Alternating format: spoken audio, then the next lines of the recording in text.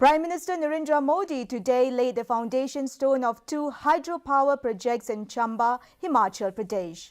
These projects will generate over 270 million units of electricity annually, and Himachal Pradesh is expected to get annual revenue of around 110 crore rupees.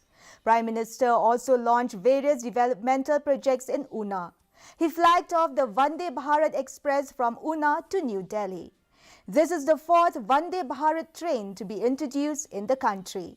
The Prime Minister said the government is not only meeting the needs of the people but also started working with full force. Modi said the focus of the government is to boost regional connectivity and to ensure the availability of digital facilities up to their maximum potential. नई इमारतें हिमाचल में हम बना रहे हैं।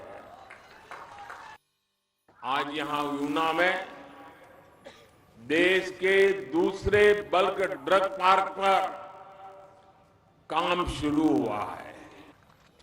इसलिए हिमाचल को IIT के लिए, ट्रिपल आईटी के लिए, आईआईएम के लिए, एम्स के लिए डबल इंजन की सरकार का इंतजार करना पड़ा। Minister in charge of taxation